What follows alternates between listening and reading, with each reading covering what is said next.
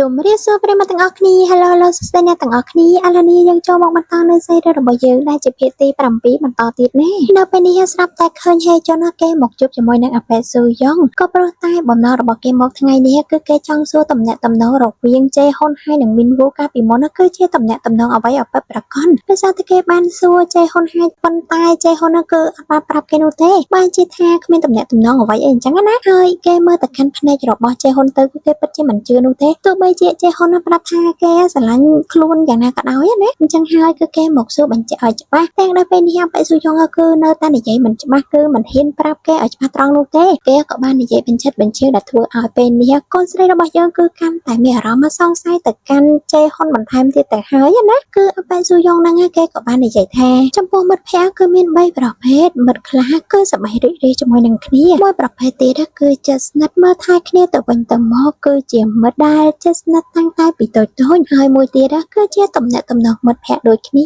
ប៉ុន្តែលក្ខណៈស្និទ្ធស្នាលជាមួយគ្នាប៉ះពាល់រាងកាយគ្នាអីអញ្ចឹងលែងសើចសប្បាយជាមួយនឹងគ្នាអីអញ្ចឹងទៅណាអញ្ចឹងហើយប៉ាក់ស៊ូយ៉ាងណាក៏បានឲ្យគិតទៅតើតំណែងតំណងទាំង3នេះឯងគួរតែគិតទៅថាតើជេហ៊ុនហើយនិងមីនវូគឺមានតំណែងតំណងជាមិត្តបែបណានោះស្ដាប់ហើយធ្វើឲ្យពេលនេះកូនស្រីរបស់យើងគឺកាន់តែឈឺចាប់បន្ថែមទៅទៀតដោយសារតែនេះគឺមិនមែនជាចំណុចដែលគេចង់បាននោះទេអញ្ចឹងហើយយើងស្ដាប់តែអាប៉ែរបស់យកហ្នឹងក៏បានហុចឆ្នាំមកកញ្ចប់តែឲ្យកូនស្រីរបស់យើងតែម្ដងណាអ្នកទាំងអស់គ្នាមើលរឿងនេះហើយមានយកគំរូតាមអាប៉ែនឹងទេណាប្រយ័ត្នជាប់ខុសដោយសារតែមនុស្សស្រឡាញ់គ្នាទៅហើយអីក៏ចាំបាច់ត្រូវដាក់ថ្នាំអីអញ្ចឹងណាហើយថ្នាំនេះអាប៉ែនឹងក៏បានប្រាប់ថាថ្នាំនេះដាក់នៅក្នុងស្រាឬក៏នៅក្នុងទឹកទៅគឺគ្មានពណ៌នោះទេដែលធ្វើឲ្យពួកឯងទាំងពីរនាក់សប្បាយរីករាយជាមួយនឹងគ្នាចំណែកកូនស្រីរបស់យើងដាក់ឬមិនដាក់ស្រេចទៅលើចិត្តរបស់គេអីអញ្ចឹងណាហើយកូនស្រីខ្ញុំនេះមិនដឹងថាយកថ្នាំហ្នឹងទៅធ្វើអីទេដោយសារតែមនុស្សស្រឡាញ់គ្នាទៅហើយនេះទៅដាក់ថ្នាំគេរកអីបើសិនជាកូនប្រុសបានដឹងប្រហែលជាត្រូវទូរស័ព្ទទៀតហើយបើទៅនោះឥឡូវនេះយកជ្រើទៅហើយកូនប្រុសរបស់យើង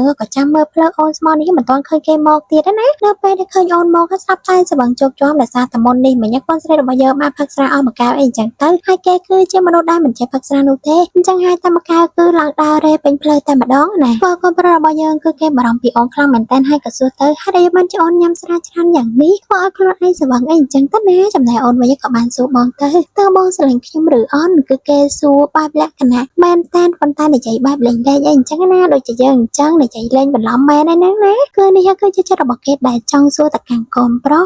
របស់យើងគេប្រកាសជាឆ្លើយថាស្រឡាញ់ហើយដោយសារតែគេគឺពិតជាស្រឡាញ់កូនស្រីមែនតើប៉ុន្តែទោះបីជាយ៉ាងណាក៏ដោយកូនស្រីរបស់យើងគឺនៅតែមិនជឿទៅកាន់ជេហ៊ុនអញ្ចឹងហើយគេនៅតែសួរតំណែងតំណងរវាងបងហើយនិងមីនវូតើគឺជាអ្វីទៅហេតុអីបានជាមិនប្រាប់ខ្ញុំអញ្ចឹងកូនប្រុសរបស់យើងគេក៏បានតបបងប្រាប់អូនច្រើនដងហើយតើថារវាងតំណែងតំណងពួកយើងគឺមិនមែនជាអ្វីនោះទេត្រឹមតែជាមិត្តភក្តិធម្មតាប៉ុន្តែកូនស្រីគឺនៅតែមិនជឿអញ្ចឹងទៅឥឡូវនេះបើសិនជាមិនជឿបងក៏បញ្ជាក់ឲ្យមើលតែម្ដងទៅណាខ្ញុំនិយាយច្រើនណាស់ហើយមានកំពុងតែឆ្ងល់រឿងហ្នឹងខ្លាំងមែនតើណាមិនដឹងថាតើភាគណាដែលគេអត់ស្វិតជាមួយនឹងគ្នាមួយភាគនោះគឺអត់មានសោះតែម្ដងណាគឺតាំងតែពីវគ្គ1រហូតដល់វគ្គ2និយាយទៅថាគ្រប់ភាគស្វិតរហូតតែម្ដងហើយអញ្ចឹងតើធ្វើអ្នកសម្រេចនេះមិនដឹងថាតើសម្រេចបែបណានោះទេមានតែមើលខ្លះៗអីអញ្ចឹងទៅហើយដោយតែរត់ដល់អញ្ចឹងឥឡូវនេះគឺអត់ហ៊ានប្រហើនទេអត់ហ៊ានថាពេញអ្នកទាំងអស់គ្នាមើលទេណាបើសិនជាចង់ដឹងថាតើគេស្វិតបែបណាអីបែបណាចូលមើលនៅរឿងពេញខ្លួនឯងទៅហើយមានគាត់តែដាក់ខ្លីៗឲ្យអ្នកទាំងអស់គ្នាមើលតិចលេងទៅណា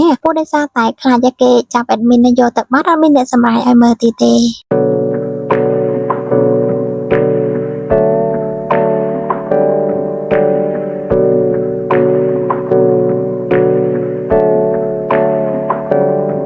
Hey, I got something to say. I'm just so sick of hearing everyone complain. I know it's tough and I know there's pain,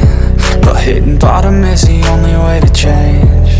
So I'll keep hustling, you keep struggling. Bitch, I'm humbling, keep mumbling. I'll keep doubling, you keep bluffing. You've got ស្វីតជាមួយគ្នាការប្រយោគគឺអត់តន់អស់ចិត្តទេណាឥឡូវព្រឹកឡើងក៏មកនៅស្វីតជាមួយគ្នាអីណានេះទៀតទេគឺពេលនេះបងកំពុងតែលេងបលែងជាមួយនឹងអូនហើយកុំឲ្យអូនគេងយូរពេកអីអញ្ចឹងតែណាដោយសារតែពេលនេះព្រឹកទៅហើយហ្នឹងដោយសារតែបងពេលនេះរំលឹកអូនការប្រយោគមិញគឺអូនស្វឹងខ្លាំងមែនទែនហើយអូនក៏បានសួរបងរត់ដាថាតើស្រឡាញ់ឬអូនអញ្ចឹងហើយពេលនេះក៏គេចង់បញ្ជាក់បន្ថែមទៀតអីអញ្ចឹងតែណាអស់កម្លាំងការប្រយោគហើយឥឡូវនេះចង់មកធ្វើស្អីទៀតដល់ព្រឹកឡើងហ្នឹងកាន់មកដល់ល្ងាចឡើងពេលនេះក៏ឃើញ ថាកូនស្រីរបស់យើងកំពុងតែរៀនរៀបចំធ្វើម្ហូបឬក៏ធ្វើជានំខេកអីអញ្ចឹងហើយដើម្បីឲ្យបងបានញ៉ាំអីអញ្ចឹងទៅណាគេក៏ខំរៀនអំពីនៅក្នុងទូរស័ព្ទដៃអីអញ្ចឹងទៅប៉ុន្តែមិនដឹងថាតើគេអាចធ្វើបានឬអត់ទេអញ្ចឹងហើយពេលនេះអូនក៏បានបបួលបងមកភ្នាល់គ្នាតែម្ដងទៅគឺគេនឹងធ្វើនំដូចគ្នាអញ្ចឹងធ្វើ cookie ដូចគ្នាបន្ទាប់មកក៏ចង់ដឹងថាតើនរណាធ្វើរសជាតិឆ្ងាញ់ជាងអញ្ចឹងទៅណាហើយបើសិនជានរណាឈ្នះ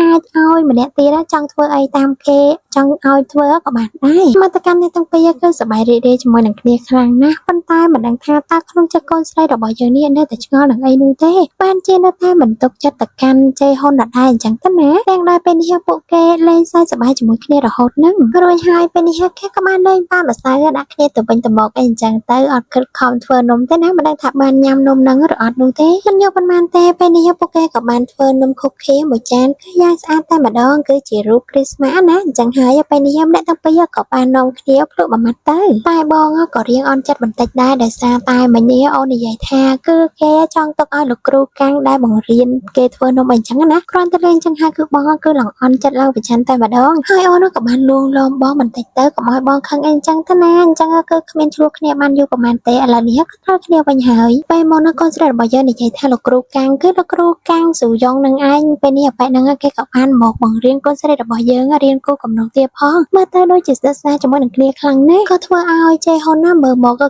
គេរៀងអន់ចិត្តរៀងប្រច័ណ្ឌណាស់ដែរណាដោយសារតែមកពាក្យកាត់ស្និទ្ធស្នាលជាមួយនឹងអូនរបស់គេនេះមិនត្រឹមតែប៉ុណ្្នឹងទេពេលនេះកូនស្រីរបស់យើងគេក៏បានបបួលកាំងស៊ូយ៉ុងឲ្យញ៉ាំបាយល្ងាចជាមួយនឹងពួកគេទៀតផងប៉ុន្តែចំពោះជ័យហ៊ុនវិញគេមិននឹងព្រមទៅអញ្ចឹងហើយជ័យហ៊ុនក៏បាននិយាយថាពេលនេះបែកកាំងគឺរវល់ខ្លាំងណាស់គឺគេមិនចង់ឲ្យបែកកាំងស៊ូយ៉ុងនឹងគឺនៅទៅតល់នឹងមុខរបស់គេនោះទេចំណែកបែកស៊ូយ៉ុងម្នាក់ហ្នឹងគឺគេអត់ព្រមចេញនោះទេគឺគេចង់ញ៉ាំបាយល្ងាចដែរប៉ុន្តែពេលនេះខំប្រុសរបស់យើងគឺគេធុញទ្រាន់ខ្លាំងណាស់គេក៏បានមកឲ្យបែកហ្នឹងអង្គុយមើលគេស្វីតជាមួយនឹងកូនស្រីតែម្ដងទៅដោយសារតែឃើញថាគេទាំងពីរនេះស្វីតទៅហើយគ្នានោះនៅមិនទាំងបានទៅអញ្ចឹងទៅបែកកាំងហ្នឹងក៏បានចេញពីផ្ទះហ្នឹងតែម្ដងទៅព្រោះដោយសារតែខ្ជិលនៅណាស់នាំតែរំខានពួកគេស្វីតជាមួយនឹងគ្នានិយាយថាកូនប្រុសនេះដឹងថាដាក់ឈ្មោះគេថាយ៉ាងម៉េចឲ្យសមទេគឺអត់ទាន់ត្រូវថ្នាំផងណាខ្លាំងខ្លះប៉ុណ្ណឹងតែហើយតែធ្វើឲ្យបែកកាំងហ្នឹងគឺទ្រាំនៅមើលគេអត់បាននោះទេបើគេមកថោកគ្នាអីនៅនឹងមុខអញ្ចឹងនេះមិនមែនថោកធម្មតាទេគឺលក្ខណៈរោរៀតែម្ដង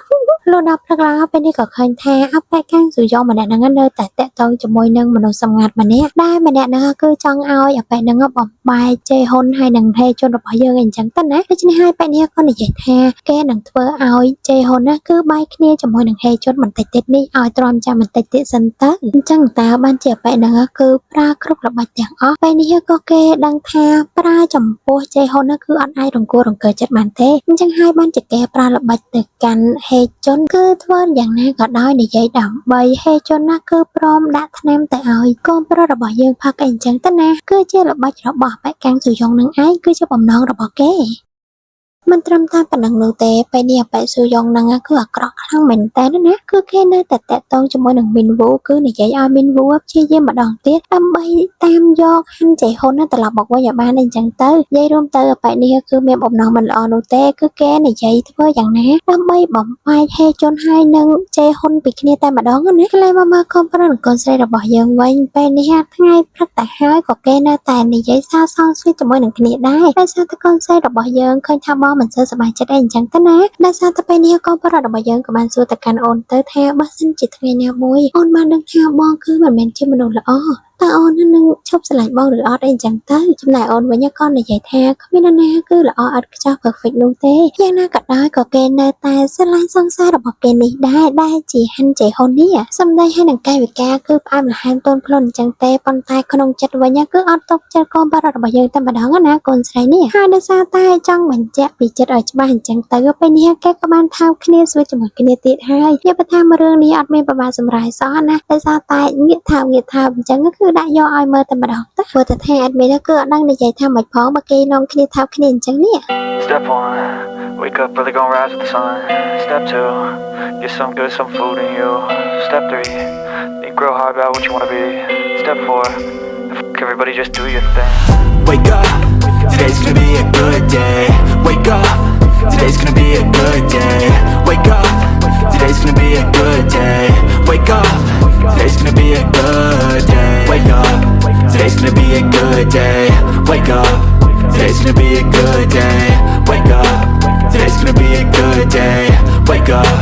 today's gonna be a good day. Yo, set your affirmations, aspirations. I got shit to do, the aftermath of preparation. Good food, good mood, blood in circulation. One step at a time, yeah, that's how you ការមកដល់ស្អែកឡើងពេលនេះកូនស្រីរបស់យើងបានឃើញថាបងកំពុងតែអង្គុយអានសៀវភៅហើយគេក៏បានឆុងតាយកទៅឲ្យបងញ៉ាំណាប៉ុន្តែពេលនេះបែរជាគេមានគំនិតមួយទៅវិញគេបែរជាមានអារម្មណ៍ថាគឺគេចង់ដាក់ថ្នាំសាកល្បងឲ្យកូនប្រុសរបស់យើងអីចឹងទៅនិយាយថាកូនស្រីនេះដល់កតែម្ដងណានិយាយថាសូត្របូតហើយគឺពើពលសាហាវប្រាប់ឲ្យហើយណាមើលរឿងនេះអត់មានយកគំរូតាមកូនស្រីទេនេះអត់មានមកដាក់ថ្នាំដាក់អីចឹងទេជាប់គុកណាចំពោះកូនប្រុសរបស់យើងគឺគេមិនដែលមានអារម្មណ៍សង្ស័យទៅកាន់កូនស្រីនោះទេអញ្ចឹងហើយពេលនេះអូនឆុងតាឲ្យផឹកគេក៏បានផឹកធម្មតាទៅដោយសារតែថ្នាំហ្នឹងគឺទោះបីជាដាក៏អត់ដឹងដែរដោយសារតែអត់មានពណ៌មានក្លិនអីចឹងទៅណាហើយបន្ទាប់ពីត្រូវថ្នាំហើយគឺគ្មានយ៉ាងម៉េចទេក្រៅពីហ្នឹងគឺគេមានអារម្មណ៍ថាក្តៅខ្លាំងមែនទែនតែនៅពេលនេះគឺគេនៅក្នុងផ្ទះដែលមានម៉ាស៊ីនត្រជាក់ណាប៉ុន្តែមានអារម្មណ៍ដូចជាក្តៅខ្លាំងណាស់អញ្ចឹងចំណែកអ្នកដាក់ថ្នាំគេវិញ